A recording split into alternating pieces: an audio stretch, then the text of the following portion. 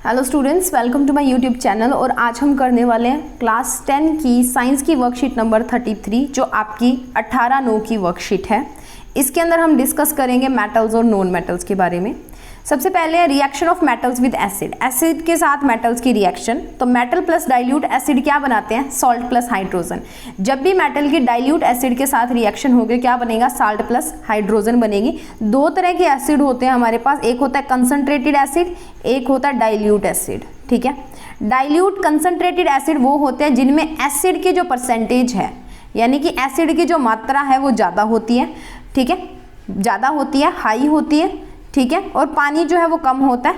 इनके अंदर जो पानी है ना वो ज़्यादा होता है और एसिड जो है वो कम होता है डाइल्यूट के अंदर। ठीक है, तो metal reacts with acid to give salt and hydrogen. जैसे सोडियम की रिएक्शन करवाई हमने 2HCl डाइल्यूट के साथ, तो NaCl प्लस H2O बना। उसके बाद में जिंक की रिएक्शन करवाई 2HCl के साथ, तो हमारे पास ZnCl2 प्लस H2 बना। ठीक है, कॉपर जो है वो रिएक्ट नहीं करता डाइल्यूट HCl के साथ, जैसे आपको नीचे दिख रहा है। हमने जैसा कॉपर को डाला है वैसा ही है, बाकियों के अंदर देखो आपको धुंधला धुंधला थोड़ा सा दिख रहा है। ठीक है, जिंक और मैग्नीशियम के केस में थोड़ा थोड़ा आपको धुंधला दिख रहा है, बट कॉपर के अंदर देखो बिल्कुल ट्रांसपेरेंट वैसे का वैसा ही पड़ा हुआ। ठीक है, figure manganese, zinc and manganese react with HCl whereas no reaction with Cu के साथ, कॉपर के साथ कोई रिएक्शन नहीं है। हाइड्रोजन गैस जो है वो इवॉल्व नहीं होती कब? जब नाइट्रिक एसिड के साथ रिएक्शन होती है। देखो हाइड्रोक्लोरिक एसिड में आगे वर्ड आ रहा है हाइड्रो, हाइड्रो वर्ड आ रहा है मतलब हाइड्रोजन गैस निकलेगी। नाइट्रिक एसिड में आगे वर्ड आ रहा है नाइट्रोजन, तो कौन सी गैस निकलेगी? नाइट्रोजन। ठीक है, तो अब क्या होगा? नाइट्रोजन निकल सकती है, नाइट्रोजन के ऑक्साइड्स निकल सकते हैं। ठीक है, तो यहाँ पे देखिए HNO3 एक ऑक्सीडाइजिंग एजेंट है। ऑक्सीडाइजिंग एजेंट मतलब जो ऑक्सीजन को ऐड कर देते हैं पानी के साथ या हाइड्रोजन को ऑक्सीजन के साथ ऐड कर देते हैं। ठीक है, तो वो it oxidises the H2 produced to water. वो H2 को ऑक्सीडाइज कर देगा, ऑक्सीजन उसके साथ लगा देगा और क्या बन जाएगा? वाटर बन जाएगा, H2O बन जाएगा। और खुद क्या करेगा? नाइट्रोजन, और जो नाइट्रोजन बच गया वो ऑक्सीजन के साथ जा जाके वो नाइट्रोजन के ऑक्साइड बनाएगा। ठीक है, जो मैग्नीशियम होता है ना और मैग्नीज होता है वो बहुत ज़्यादा डाइल्यूट मतलब जिसमें पानी की मात्रा बहुत ज़्यादा होती है और एसिड तो नाम मात्र होता है, उनके साथ जब रिएक्शन करता है तो magnesium nitrate plus hydrogen gas निकालता है और मैग्नीज नाइट्रेट और हाइड्रोजन गैस जो है वो निकालता है। उसके बाद में बात करते हैं कि एक मेटल की दूसरे मेटल के सॉल्यूशन के साथ, सॉल्ट सॉल्यूशन के साथ कैसे रिएक्शन होती है। तो एक मेटल A है, उसकी रिएक्शन करवा दी हमने salt of solution of B, यानी कि कोई मेटल B है उसका जो साल्टी सॉल्यूशन है उसके साथ, तो हमारे पास A का साल्ट बन जाएगा और B मेटल बाहर निकल जाएगा। पहले A मेटल बाहर था ना, अब B बाहर निकल जाएगा और साल्ट किसका बनेगा? A का। जैसे Fe की रिएक्शन, आयरन की रिएक्शन कॉपर सल्फेट के साथ करवाई तो FeSO4 बन गया और कॉपर बाहर निकल गया। जैसे कॉपर की रिएक्शन हम AgNO3 सिल्वर नाइट्रेट के साथ करवाते हैं तो कॉपर नाइट्रेट बनता है और सिल्वर जो है वो बाहर निकल जाता है। ये क्यों होता है इसका रीजन मैं आपको बताऊंगी। All the metals are not equally reactive, सारे मेटल एक तरह से रिएक्टिव नहीं होते, कोई कम होता है कोई ज़्यादा होता है। ठीक है, सो अब नीचे आपको ये एक चीज़ दिख रही है, इसके अंदर क्या है कि इधर वाला जो है, ये वाली जो अपनी टेस्ट ट्यूब है इसके अंदर हमने ब्लू कलर का कॉपर सल्फेट सॉल्यूशन डाला है और टेस्ट ट्यूब के अंदर आयरन नेल डाल दी, यानी कि लोहे की कील डाल दी। दूसरी साइड हमारे पास आयरन सल्फेट का सॉल्यूशन है और उसके अंदर हमने कॉपर वायर डाल दी।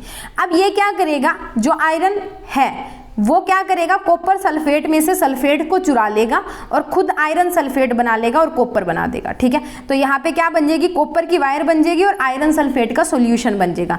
ऐसा क्यों होता है और किस लिए होता है वो हम डिस्कस करेंगे। और एक चीज इसमें और परिवर्तित होता है कि इसका जो नीला रंग है, ये वाला जो नीला रंग है पहली टेस्ट ट्यूब का, ये खत्म हो जाता है और ये हल्का पीला रंग बनना शुरू हो जाता है। ठीक है, नीले से हल्का पीला। अब इसके पीछे रीजन क्या है? तो इसके पीछे रीजन है दैट इज रिएक्टिविटी सीरीज। सबसे बड़ा रीजन है रिएक्टिविटी सीरीज। रिएक्टिविटी सीरीज क्या होती है? लिस्ट ऑफ मेटल्स होती है जिनको decreasing order of their reactivity, यानी कि उनकी रिएक्शन करने की जो क्षमता है उसके डिक्रीजिंग ऑर्डर में रखा जाता है। यानी कि सबसे ऊपर बहुत ज़्यादा रिएक्टिव होता है और सबसे लास्ट वाला सबसे कम रिएक्टिव होता है और जो बीच में होते हैं वो मॉडरेट रिएक्टिव होते हैं, ठीक ठीक होते हैं। तो सबसे ज़्यादा रिएक्टिव कौन है? देखिए सोडियम, पोटाशियम, फिर सोडियम है, फिर कैल्शियम, फिर magnesium, aluminium, zinc, iron, lead, hydrogen, copper, mercury और सिल्वर और गोल्ड, ये है। ठीक है, इसकी मैंने ना एक वीडियो बनाई है, उसमें मैंने आपको एक ट्रिक बताऊंगी, उसके अंदर से आप देख लेना, उस ट्रिक की मदद से आपने इसको याद करना है। वो मैं वीडियो जो है उसका लिंक आपको इसके डिस्क्रिप्शन में प्रोवाइड कर दूंगी, ठीक है। डिस्क्रिप्शन क्या होता है, जब आप वीडियो का टाइटल जहाँ पे देखते हो वहाँ पे एक ऐसा एरो का निशान होता है, बिल्कुल ऐसा, ठीक है। उसके ऊपर जब प्रेस करोगे ना तो वीडियो की सारी डिटेल्स जो है वो निकल आती हैं, ठीक है। तो वहाँ पे आपको इसका एक लिंक मिलेगा, उस पर क्लिक करते हैं आपने, ठीक है। सो अब इसके बाद देखिए, वाइल जब देखो हम आते हैं मैग्नीशियम से लेड की तरफ, ठीक है, मैग्नीशियम से लेड तक हम आते हैं, तो ये क्या करते हैं, ये मेटल एसिड्स के साथ रिएक्ट करते हैं।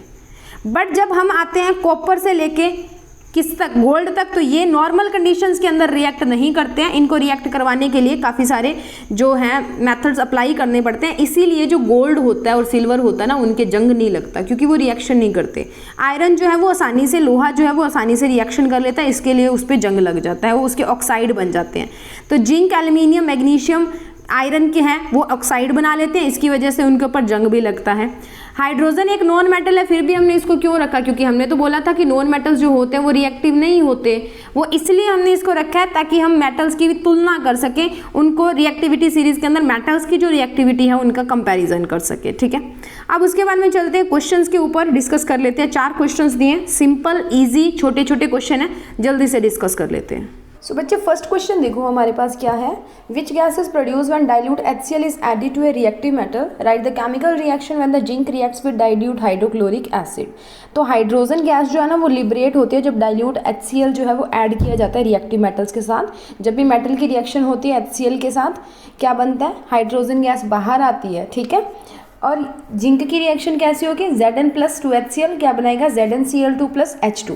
और ये गैस जो है वो पॉप साउंड की तरफ से, पॉप क्या होता है, जैसे एकदम से हम ढक्कन खोलते हैं ना कोल्ड ड्रिंक वगैरह का, या कई बार ऐसे, ठीक है, तो पॉप अप साउंड के साथ वो ना बाहर आती है, ठीक है।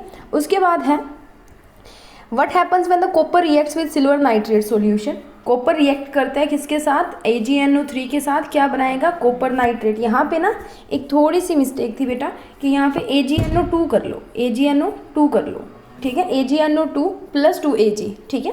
अब कॉपर जो है ना क्या होता है कि जब हमने रिएक्टिविटी सीरीज़ की, और रिएक्टिविटी सीरीज़ में क्या होता है कि जो ज़्यादा रिएक्टिव मेटल होता है ना, जैसे कि यहाँ पे कॉपर जो है वो ज़्यादा रिएक्टिव है सिल्वर से, तो वो क्या करेगा, सिल्वर को नाइट्रेट वाले में से डिस्प्लेस करके खुद उसकी जगह पे बैठ जाएगा और कॉपर नाइट्रेट + सिल्वर जो है वो बना लेता है, ठीक है। उसके बाद में देखिए, a solution of copper sulphate is taken in an iron pot, after a few days iron pot is found to have number of holes in it. एक ना जो कॉपर सल्फेट है उसका सोल्यूशन ना एक बाउल है आयरन का, लोहे का, उसके अंदर रखा गया, थोड़े दिनों बाद देखा गया तो उसके अंदर क्या हो गए, होल्स हो गए, ठीक है, सुराख हो गया आर पार। In it write the equation of the reaction that took place. तो देखो आयरन क्या है, बहुत ज़्यादा रिएक्टिव मेटल है कॉपर से, ठीक है, वो डिस्प्लेस कर देता है कॉपर को कॉपर सल्फेट के सॉल्यूशन में से, ठीक है, और फेरस सल्फेट बना लेता है। फेरस सल्फेट बना लेगा, ड्यूरिंग द रिएक्शन कलर जो है वो कॉपर सल्फेट का वो ब्लू से ग्रीनिश ब्लू के अंदर कन्वर्ट हो जाता है, और उसकी वजह से क्या होता है, उसके अंदर जो सुराख है वो होने शुरू हो जाते हैं, और रिएक्शन क्या होगी हमारी, Fe + CuSO4 क्या बनाएगा, FeSO4 + Cu, ठीक है, ये हमारी रिएक्शन होगी। नेक्स्ट बात करते हैं फोर्थ की, use the table about the answer to the answer following questions about metals ABCD, ठीक है। यूज करना है आपने एक टेबल और उसको देख के आपने कुछ क्वेश्चंस के आंसर देने हैं ABCD के लिए। Which metal is more reactive, तो B जो है वो मोस्ट रिएक्टिव है, वो डिस्प्लेस कर रहा है किसको, आयरन को, ठीक है। It gives displacement reaction with iron 2 sulphate, ठीक है, आयरन सल्फेट के साथ डिस्प्लेसमेंट रिएक्शन दे रहा है, बाकी कोई नहीं दे रहा। What would you observe if B is added to a solution of copper 2 sulphate, copper 2 sulphate यानी कि Cu2 पॉजिटिव का जो सोल्यूशन बनता है, तो क्या होगा, जब B को हम ऐड करेंगे कॉपर 2 सल्फेट सोल्यूशन के साथ, ठीक है, तो डिस्प्लेसमेंट रिएक्शन जो है वो आएगी, because take place because of which, उस रिएक्शन के कारण जो कॉपर का ब्लू कलर है ना वो चेंज हो जाएगा और रेड ब्राउन डिपॉजिट हो जाएगा कॉपर के ऊपर, ठीक है। Fade and a red brown deposit of copper will be formed on metal B metal के ऊपर रेड ब्राउन जो है वो कॉपर रेड ब्राउन सा ही होता है ना, हमने देखा वो आ जाएगा बी के ऊपर। उसके बाद में डिक्रीजिंग रिएक्टिविटी बतानी है हमने, सबसे ज़्यादा से लेके कम रिएक्टिव वाले तक जाना है, तो बी सबसे ज़्यादा रिएक्टिव है, उसके बाद में ए, उसके बाद में सी और उसके बाद में डी। तो ये था हमारा फोर्थ क्वेश्चन, ठीक है। आप अपना टेबल बना लेना बेटा इसके साथ, ये फोर्थ क्वेश्चन हो गया। Next moving on to the third question, okay, and this is our second question. और उसके बाद में बात करते हैं फर्स्ट क्वेश्चन की। तो ये है हमारा फर्स्ट क्वेश्चन और इसी के साथ हमारी वर्कशीट यहाँ पे ख़त्म होती है।